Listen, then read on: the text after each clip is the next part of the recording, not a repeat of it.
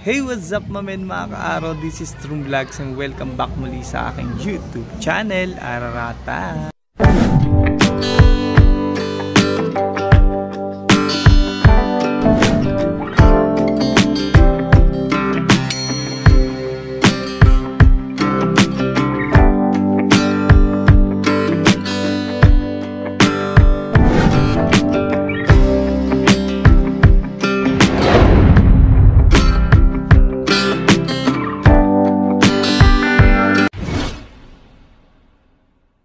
So ayun, for today's video mga ka-araw, good evening sa ating lahat.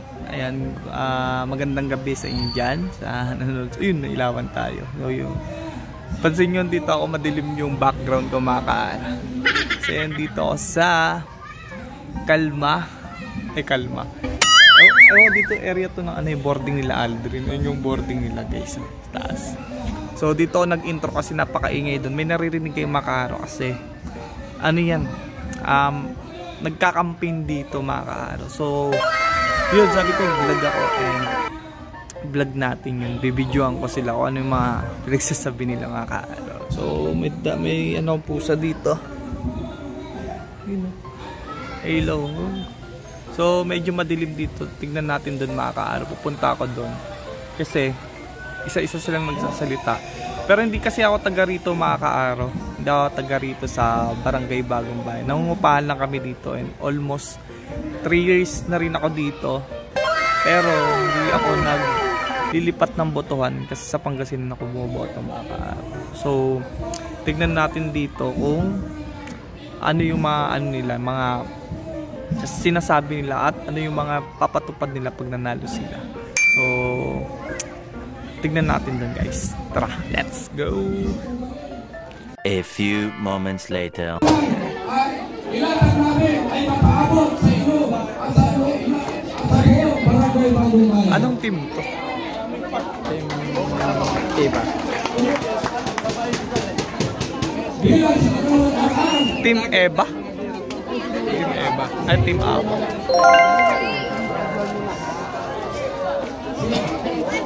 Magtatrabaho po ako ng mahusay upang hindi masayang ang inyong mga boto kay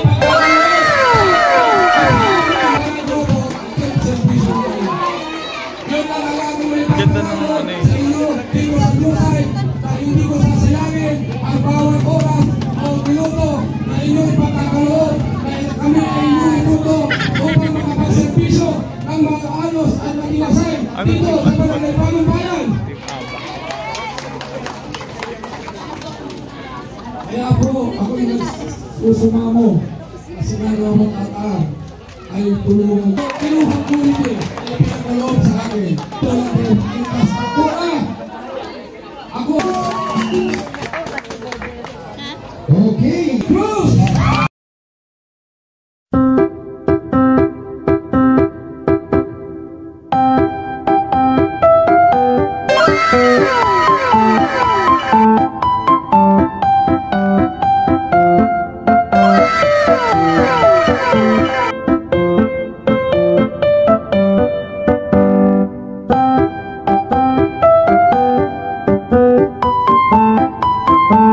Mga ka-araw, nandito na tayo sa boarding ko and dito tayo sa kwarto ko. At ayun, kumuha tayo ng konting clip lang doon video sa mga nagka-campaign mga ka-araw. And ayos natin itong cellphone ko. So ayun, nalobat tayo kanina and nag-charge na ako. So makyat na rin ako mga ka-araw. So narinig naman mga ka-araw yung ano, yung sinilita nung nagsasalita kanina. So hindi ko siya masyadong kilala and sabi niya mga ka-araw, isa yun sa mga sinasabi ng mga botante. Botante ba tawag? Parang sinasabing, parang isa yun sa mga ano, naririnig ko dati na yun. Sabi nung lalaki kanina mga ka-araw na nagtatrabaho daw siya para daw hindi daw masayang yung boto nila. Yung mga boto nila dito sa mga barangay Tagig. So, yun, di naman natin alam yun kung ano yung pinaglalaban niya mga ka-araw. So, sana nga, yun lang, opinion ko lang din mga ka-araw sa lahat ng mga, mga tatakbo SK, mga kapitan, yan, barangay captain, mga ganyan, mga tanod, may mga ganun mga ganun. So yun, sana ipatupad nila yung mga sinasabi nila, kasi sayang naman kung hindi nila tupadin yung mga sinasabi nila, no, sa like parang pa lang sila, lumalaban pa lang sila, tapos nangako sila. So dapat kapag nanalo sila or yung sinasabi nila mga kaaro is patupad nila, kasi isa yun sa panghahawakan ng mga tao para sa susunod na botohan ulit mga kaaro is sila pa rin yung iboto, kasi nga yung pinangako nila nung time na nagka-campaign sila, tulad nun mga kaaro yung napanood nyo kanina, ay ipatupad nila ng maayos, no? So may mga iba kasi mga real talk mga kaaro, may mga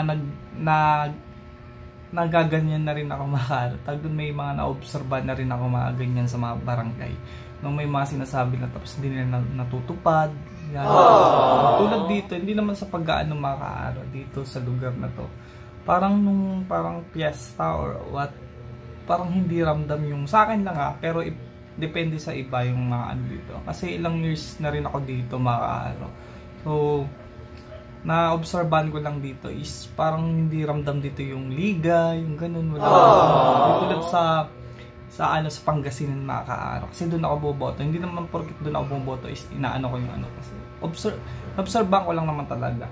So sa Pangasinan kasi mga kaaro is ramdam mo yung talaga yung yung kilos ng mga nanalo, yung mga SK kagawad, SK, mga tanod, yung mga yung mga nila, yung ginagawa nila is nagiging napapatupad nila ng maayos. Yun, doon sa Pangasinan may mga liga, ramdam mo talaga yung liga, yung piyesta.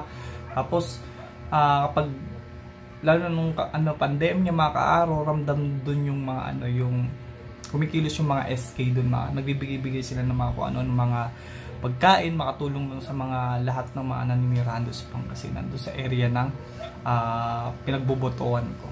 So ayun, dito kasi sa na-obserban ko yun, hindi man lang makita yung mga SK dito, yan.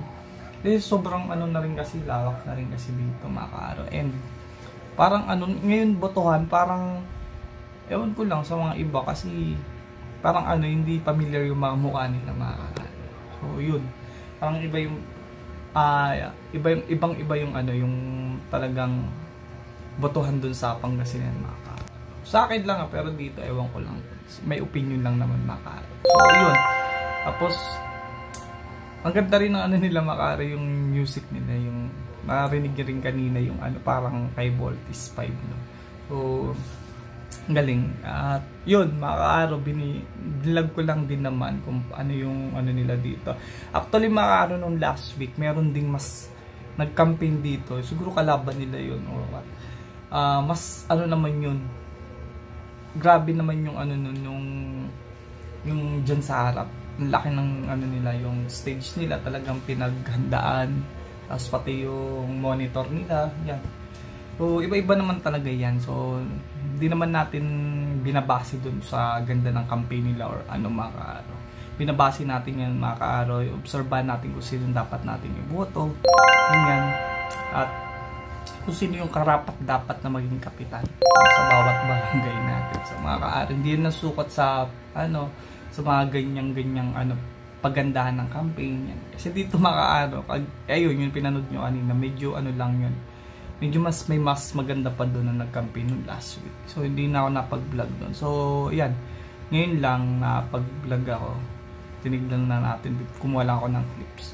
So ayun, share lang din naman mga kaaro, wala naman basta akin na ulitin ko mga kaaro, malapit na yung botohan, this October 30 na, and siguraduhin natin mga kaaro, kabarangay natin, sa lahat ng mga barangay natin is obserbahan natin ng maigi, huwag tayo basta-basta bumoto mga kaaro, kasi pag naboto na natin yan at hindi na itupad yung mga dapat ipatupad nila nung sinasabi nila, is wala na tayong magagawa, kasi nga naiboto na natin sila at nakaupo na sila. So ang ganyan lang yun, magtiis tayo kasi yun yung binoto natin. So dapat kailangan talaga natin yung pag-uusisa ng bawat isa. Sisiyain natin yung bawat isa kung talagang mga ugali nila. So yun lang, share lang din naman. And maiba tayo guys, meron na akong Lazada, i-share ko na lang din to mga kaaro. So may Lazada tayo kanina, and bawal to sa bata guys, bawal to guys, kasi di ko rin alam, secret lang mga kaaro. And ayan, buksan natin to mga kaaro. So ayan, habang nagbubukas ako nga pa mga kaaro, uwi din ako itong Sabado pagka-out ko mga kaaro. And ayan, pagka-out ko mga kaaro, at ano to? So as bawal lang kung hindi bumoto mga kaaro, sayang din naman kasi. At may gusto ko talagang iboto doon, gusto ko siyang ibalik bilang isang kapitan at mga So meron din naman ako kaganda na iboto talaga mga kaaro, yung SK ngayon. So maganda yung maganda yung naging asal niya sa haba sa pagtawag ng mga kaaro. Ewan ko kung ilang years bago magboton mga kaaro. Basta nagawa niya yung yung pangako niya mga kaaro, maging masipag. At hindi lang siya yung nanalo, talagang pinanibigay niya na karapat dapat siya maging SK. So sa Balangay yun, no, na-observe ko kasi nakikita ko lang sa Facebook ninyan, sa group ng Balangay. So yun, siguro isa rin yun sa iboboto ko mga. Wow! Ano lang natin to, konting lang. So itin ko bawal sa bata. Binili ko to mga kaaro po. Ano lang, wala lang, na curious lang ako. Oh. Yan guys. So basta yan natin yan. So ganda rin ng packaging ng Lazada mga kaaro. Puputok-putok yan guys. So yun mga kaaro, gabi na rin mga kaaro, and mamaya tutulog na rin ako. Ito guys, tutulog siya guys. So tatry natin ito guys, basta bawal ka sa bawal. Yun lang mga kaaro, maraming salamat. Siguro dito ko na rin tatapusin itong vlog na to, kasi mga kaaro, anong oras na manutunig tayo ng rapid bata na, and may pasok tayo bukas. So yun, share ko lang din mga kaaro. And yun na mga kaaro, bago matapos itong video na to, paalala ko lang, galingan natin yung pagpili ng dapat nating iboto sa bawat barangay natin.